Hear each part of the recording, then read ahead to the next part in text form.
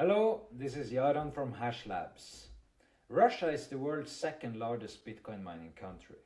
Yet it seems like nobody really understands what is going on over there. That is why Hashlabs recently published a report about Bitcoin mining in Russia. In this video, I will go through that report with you. Let's get into it. So this is our report, the state of Bitcoin mining in Russia. You can find it on hashlabs.io on our blog. It's quite a long report, about 20 minutes reading. I will really recommend to go and read, or you can just watch this video and I will go through the whole report with you. Really the whole reason why we wrote this report is to find out how much Bitcoin mining hash rate is in Russia, and more importantly, what will happen to that hash rate in the future. So Bitcoin mining is a global competitive industry, and what we've seen over the past 2 years is a tremendous growth of the Russian hash rate. This growth has led the mining economics in other countries to take a hit. So we are very interested to find out whether the Russian hash rate will keep growing or not, and I will answer that question in this report, so later in the video. So the best source of data on the global distribution of hash rate comes from Luxor. They have a hash rate heat map, which is quite interesting. You can have a look on that at hashrateindex.com or on Luxor's website. And that map places Russia close to 16% of the global hash rate. Of course, it's very difficult, if not impossible, to estimate the distribution of hash rate, but I believe Luxor is doing a good job with their heat map. That's the best data we have. So US 38% of global hash rate. They have been at that size for I think like 3 years now, 3-4 years. They've been at around 38-40% of the global hash rate, while Russia is number 2 at 16%. We see China at number 3 with 14%. So the 3 global superpowers are also the 3 highest Bitcoin mining countries. So interestingly, in January 2022, Russia had about 5% of the global hash rate. Now they have 16%. So that's about 3x growth in only 3 years. So the Russians have really been aggressively adding hash rate over the past 3 years. Much faster than the rest of the world. So that means a lot of the hash rate growth we have seen has come from Russia. We, as miners in other countries of Russia, of course, we don't want the Russians to keep adding hash rate, because that means that we will get a lower share of the Bitcoin mining pie. So we need to know, will the Russians keep growing hash rate at that pace? Just as a thought experiment, if they kept growing at that relative pace, they would have 3 times as much hash rate as this, or 3 times as big hash rate share as this by 2028. That would mean they would have almost half of the global hash rate by 2028. As I will explain later in the video, that will not happen. I think Russia's share is at a peak and it will not keep increasing. I will explain why soon. Russia's market share will likely stagnate or even shrink going forward, because the industry has already entered a phase of maturity, both with regards to regulation and electricity consumption. We will go more into details. So let's go into the details about power consumption of Russian mining. So based on different assumptions, we believe the Russian Bitcoin mining industry consumes about 4 gigawatts of electricity. Interestingly, in July 2024, which is about a little bit more than 1 year ago, Russia's own Ministry of Energy estimated the total electricity consumption of miners in Russia was about 1.8 gigawatts. So we see that our estimation is more than twice as high as the latest of the Russian government. how could there be such a big divergence? Well, the global Bitcoin mining energy consumption has been growing at a massive rate since then. So, of course, the Russian industry has grown at a much faster rate. So we believe that estimate 4 gigawatt is accurate. And we see here since January 2022, there has been a huge increase in the amount of electricity consumed by Russian miners. In 2022, it was about half a gigawatt, which is actually not much. Now it's about 4 gigawatts. So that's essentially an 8x increase in power consumption. Even more interesting, in January 2022, Russian miners only consumed about 0.4% of Russia's electricity. That increased to 1.3% of the electricity in July 2028. And now Russian miners consume almost 3% of the country's total electricity. That is a massive amount. And that leaves us the question, if Russian miners consume almost 3% of the country's electricity, how much growth potential do they really have? They don't have much room to expand at that rate of the country's electricity. Do you think really they can go to 10% of the country's electricity? Of course, it's not going to happen. So basically, we believe that most of the country's electricity surplus has already been consumed and eaten up by the Bitcoin miners. So I have done analysis on different Bitcoin mining countries, and I found that in very rare cases, miners in any country spend more than 3% of the country's electricity on mining. So we have seen in the Nordic countries, so I'm Norwegian, so I pay very close attention to mining in Norway and the rest of the Nordic countries. Hashlabs is also mining in Norway. And we've seen that in Norway, Sweden, Iceland, these are some of the countries which had the highest share of electricity consumed by miners. They never really went above 3%. And we've seen that once, for example, in Iceland, mining reached actually more than 3% of electricity consumption. And then we saw electricity tariffs started to increase, and also government started to push back on the industry, and just general public opinion on the industry went not so good. So it's very difficult for miners to actually go above that 3% level. So that also means that if you're looking to get into mining in a new country that doesn't really have much mining yet, or any country for that matter, you should look at how big percentage of the electricity is used for mining. If there is not much of the electricity used for mining yet, that means that there could be some growth room for this industry. If the big share of electricity is already consumed for mining, for example, like in Paraguay here, or let's say Oman, it might be better to stay away because there is not so much more growth potential. But that's another topic. Let's continue with the video. So to understand why miners in Russia have played a role in the economy so far, we have to look on the electricity production by year all the way back to 1985. So in 1985, Russia was still a part of Soviet Union. And the Soviet Union, they liked to build out industry and electricity capacity. So we see here that the production of electricity continued to increase until the Soviet Union collapsed in 1991. So the production of electricity in Russia peaked in 1990, just 1 year before the Soviet Union was dissolved. And we see here then the whole society of Russia, as well as other Soviet countries, just collapsed basically, and economy collapsed, factories shut down, people just didn't use so much electricity anymore.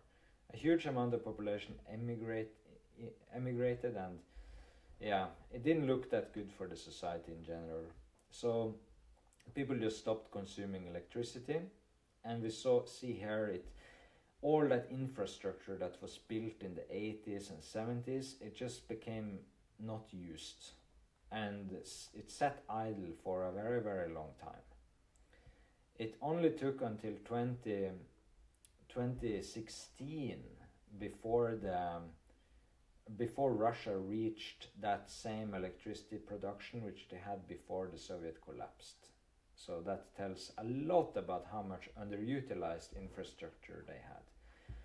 But we've seen that in the 2000s, Russia has actually had a very stable economic growth, and especially since 2020. So, and this also corresponds with a big growth in Bitcoin mining. So basically, that surplus, electricity surplus from the underutilized Soviet era infrastructure has largely already been consumed now. So there is not so much more room to grow for Bitcoin miners in Russia as it was.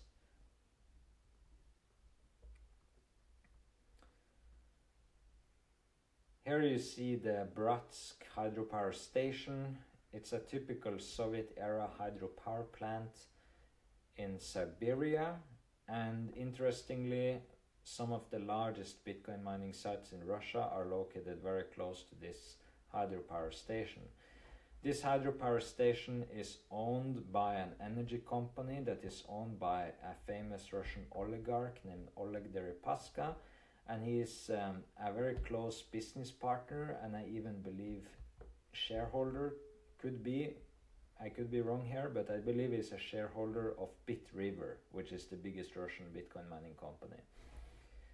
So this hydropower station has delivered a lot of electricity for Bitcoin miners, and it essentially sat quite underutilized until the Bitcoin miners came in. It has been used for the aluminum industry in Russia, which also collapsed when Soviet Union was dissolved. But it has had some growth in the last few years, along with the Bitcoin mining industry. So because a lot of this capacity from these power plants in Siberia has been now monetized, Russian miners need to look elsewhere. They need to go off-grid. And this is the same as we see everywhere in the world with mining. Miners are increasingly pushed away from the grid, and they need to go closer and closer to the energy sources, and in some cases even generate their own electricity. In Russia they will do so at oil fields. From our conversations with Russian miners, a lot of them are now trying to get into deals with oil producers at oil fields, and they want to buy excess natural gas. So we see they kind of looking for new sources of energy to power their miners. Let's look at the geography. Where in Russia are the miners? Russia is a very, very big country. I remember the first thing I thought when I looked on the world map when I was a small boy was like how big Russia is. I was so impressed by the size of Russia. So the size of Russia means that this is not just one market for mining. There is just so much different energy sources there. Russia is also an energy superpower. They have a lot of nuclear power plants in the west, close to the population centers. They also have huge amount of natural gas, and that natural gas has actually been a bit more abundant because they're not exporting to Europe anymore, at least not as much as before. So that means that there is now a little bit more electricity in the west than it was before, and it's less in the east where these hydropower plants are. So yeah, Siberia is dominated by hydropower. In west they have nuclear and natural gas, as well as of course a lot of coal power plants. So let's look at where the miners in Russia are. We can divide the mining in Russia in two eras. In the first era, they stayed in Krasnoyarsk and Irkutsk and surrounding areas, so basically southern Siberia. And this is where a huge amount of the hydropower plants in Russia are located. So they were here and consumed all that excess hydropower. Then, and yeah, we can also mention Norilsk. It's a city in the northern Siberia. It's a very interesting city actually. I actually wanted to show you a picture of it, because this city is one of my favorite cities actually. I have never been there, but I really want to go there. And they even made a post on Reddit, the most depressing city I've ever seen. I don't know I don't know if that is true or not, but I think it would be pretty cool to go there. But what is interesting about this city, Norilsk, is that it's a completely isolated city. It has no even road connection with the surrounding places. It's really cold there, and it's an industrial powerhouse. So much nickel production of various minerals, and all that infrastructure means that this city has excess electricity. So there is some mining sites that have been set up in Norilsk as well. It's in the complete north here. It's maybe not so nice place to live, but it's a very good place to mine Bitcoin. At least it has been. And so yeah, historically mining was concentrated in this Norilsk, or in the south of Siberia, Krasnoyarsk, Irkutsk, Bratsk. But the electricity has largely been monetized here from the hydropower plants. So miners are moving into the oil fields of Yamolo-Nenets and Khanty-Mansi. This is in western Siberia. That's where Russia is producing a huge amount of their oil and natural gas. And miners are trying to get these partnerships right now. We haven't really heard about some huge amount of capacities there, but they're trying to migrate there. And in Murmansk and Karelia, this is like very close to Finland. Murmansk is close to north of Norway. The miners are grid connected, and they're moving largely here. It's because Russia was before exporting a massive amount of electricity from Murmansk and Karelia region to Finland, as well as other European countries. But then of course European countries, they don't want to have anything to do with Russia right now, so they just said no, we don't want electricity, and then Russia just used it for Bitcoin mining here. So we've seen some grid connected miners shift over here. So that's basically the mining migration of Russia. They're going more into the western and central parts of the country. We also heard about some setting up in the Far East. And yeah, we can also mention that BitRiver, the biggest Russian mining company, they have announced a partnership with Gazprom Neft, which is the third largest oil producer in Russia. So electricity price is the most important factor for miners. So how is that in Russia, and has it changed? It's important to realize that electricity tariffs vary inside Russia. Let's just tackle one of the big misconceptions about Russian mining. Everyone still thinks that Russian electricity is still very cheap, but it's unfortunately not cheap anymore. So before, Russian miners could get like 3-cent electricity in Siberia. That is a few years ago. That is not the case anymore. These prices have gradually increased as there is less excess electricity than before. Basically, the utilities of Russia are not anymore begging you to come to use the electricity. People now actually want to use it. So they have a stronger bargaining position, and yeah, they're not begging people anymore to come and use the electricity for 3 cents. Now they can sell it at like 5.9 cent, 5.5, 6 cent. So essentially the electricity for Russian miners is now more expensive than it is in many places, even in America. So Russian miners, they do not have a cost advantage anymore. And of course, when electricity gets expensive, hosting rates also increase. So we see some miners like paying like 6.87 cent in hosting, which is, it wasn't heard of in Russia before. So the Russian hosting rates are climbing towards those that are common in America, and that is, yeah, it's not how it was. So Russia is also regulating Bitcoin mining. So it's no secret that the Russian government likes to keep control. Over the past few years, it has somewhat passively witnessed the massive growth of the Bitcoin mining industry, but now they are actually want to play some part in it through some interesting regulation. This was not really a surprise. Russia likes to regulate, and miners consume a lot of electricity, which is a strategic resource, so of course they're going to regulate the industry. Basically, the Russian government, they wanted to get better oversight and get the players of the industry to actually have their companies and Bitcoin production inside Russia. And that is largely in order to improve tax collection and get more oversight. Because apparently a lot of machines to Russia were imported illegally without paying VAT, and it was just complete wild east in Russia with regards to mining.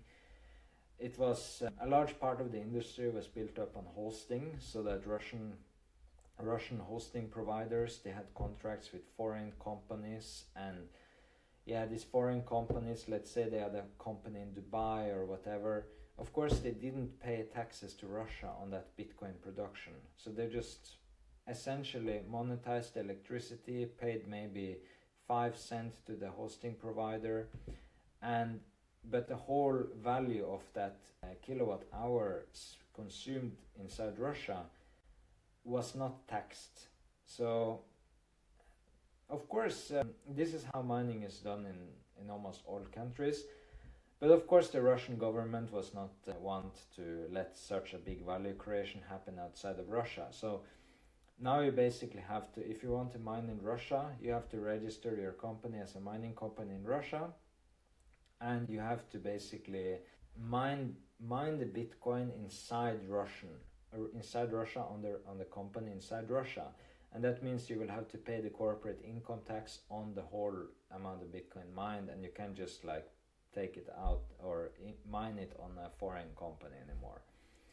And of course this new regulation, it makes it much easier for traditional financial players to be involved in the industry, but it also makes it much more difficult for foreign investors, and they played a very big part of financing the Russian mining industry so far. So we will see if the local Russian companies can fill that gap of all the foreign miners who will basically almost disappear now. So let's talk about the actual regulation. So Russia has done so many different things with regard to regulation in the last couple of years. So first of all, in late 2024, Russia moved Bitcoin mining from a gray zone into a regulated industrial activity, with federal regulation coming into force that formally legalizes the industry and brings it under national oversight by various designated government bodies. So basically mining is completely clear for everyone that mining is legal in Russia and what framework you have to use. So it's no uncertainty anymore, which is of course can be very good for the industry. But yeah, you also have to pay the taxes in Russia, and you have to keep your kind of mining equipment registered there, and the Bitcoin mined has to be liquidated in Russia as well. And the law differentiates between miners, which are the owners of machines, and the mining infrastructure operators, which are the hosting companies. So you need to register your company properly, and you need to also register your equipment in a database.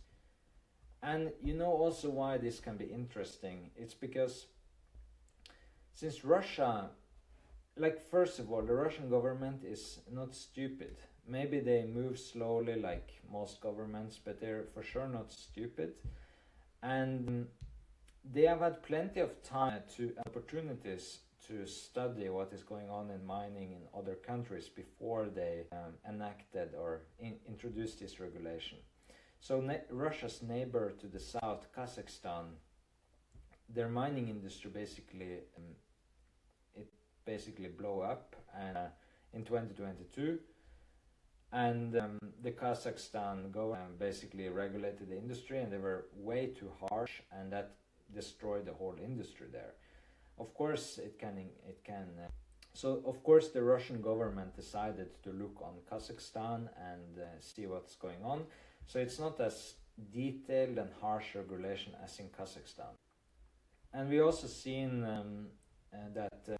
actually the new law, it also contains some abilities for regions to decide if you can use the energy for mining there. So some southern Siberian municipalities have already used these measures to prevent more mining there. So we've seen mining being basically banned or prohibited in some places of Siberia, either during the winter or during the whole year. So this is a common thing in basically the whole southern part of Russia.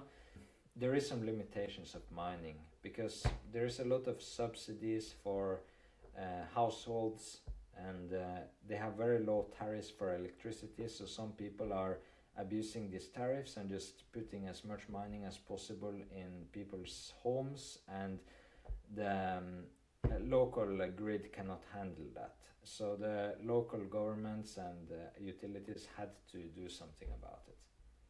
But yeah, this regulation is creating some short-term obstacles for the players of the Russian mining industry, particularly for all the foreigners that are now hosted in Russia.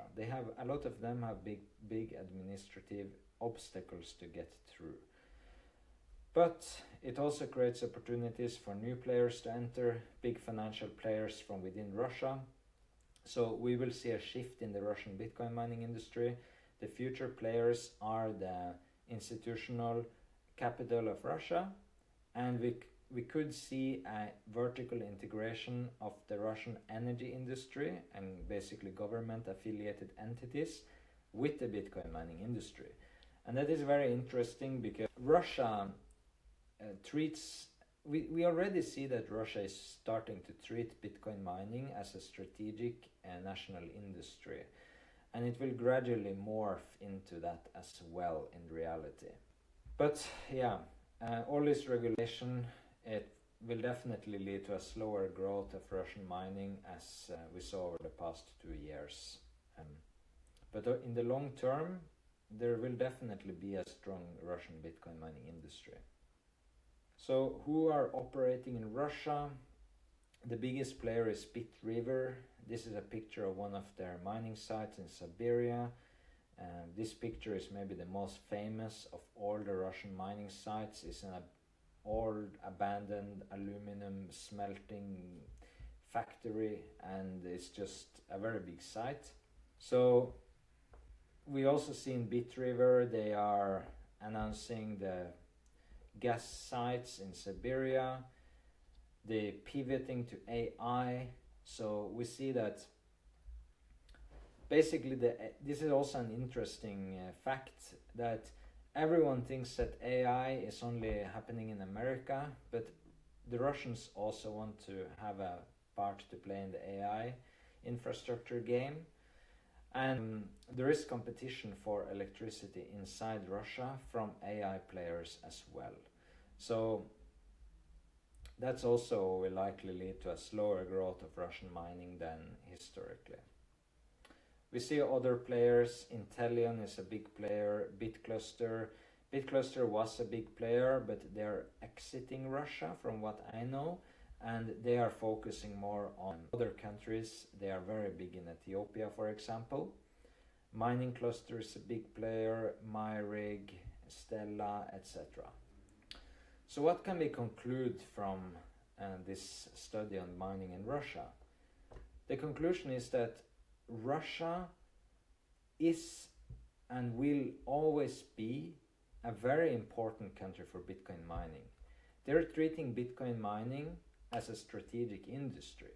At least that's what we are seeing that they are starting to do. But the electricity surplus of Russia, especially in southern Siberia, is not so big as it was before.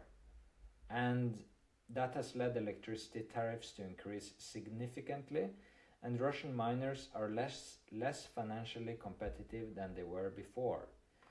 They are scrambling now. They're trying to find new ways to get cheap electricity by moving closer to the energy sources, going off-grid with natural gas, as well as moving to northwest like Murmansk and Karelia, and use electricity surplus that were previously exported to Europe. But of course, there is not infinite amount of expansion potential in Russia. So from an electricity standpoint, there's much less room to grow than it was, and they're now consuming about 3% of the country's electricity, which is quite a lot. We also see that there is a regulation in Russia happening, and this provides more, maybe better, easier to operate for traditional companies inside Russia, especially those connected to the government and in the energy industry. But it's also basically squeezes out a lot of foreign investors from the industry and makes it harder for them to operate. So this regulation will definitely lead to less growth over the next year or two, but in the long term it also sets the standard for a strategic national growth of Russia's Bitcoin mining industry. So the future of Russia's Bitcoin mining industry is basically mainly off-grid, and the second factor is that you have to be a big player and you have to be connected to government. Basically, there will be a merging between the energy sectors and the Bitcoin mining sector in Russia. And why does this matter for Bitcoin miners around the world? It matters because we will see less growth of Russian hash rate over the next 2 years than we have over the past 2 years. So don't be too afraid that the Russian miners will just keep adding hash rate. And that is even more interesting considering that in America there will be a very low growth of hash rate compared to over the past few years, because now AI wants to take all the electricity in America. So we see already the public miners, they're more focused now on AI than mining. And some of them even want to repurpose their existing mining sites to AI sites. So and just think about it. In America, if you have a 200 megawatt electricity connection, why would you use it for mining right now? You would use it for AI. So there is going to be much less sites in America coming online, and some of the existing sites will even be converted to AI. So the growth from America will be small, almost non-existent, and the growth from Russia will also be small and almost non-existent. So where will the hash rate growth come from over the next few years? Could it be China? Maybe China will come back. I've already heard talks about that hash rate is growing there already. Could be interesting. In the Nordic countries, there is also limited growth potential, even though Hashlabs has plans of almost 30 megawatts in Finland next year. Africa could be a growth region, but as we know, Ethiopia has now increased electricity tariffs for miners. That will increase over time. So it's just difficult to see the next big country for mining, and how much the hash rate could grow is just where will it come from. But yeah, back to the conclusion. Russia will remain a top mining country, but it's slowly shifting from hyper growth to consolidation and industrial integration. The Wild East era is over. Thank you for watching the video.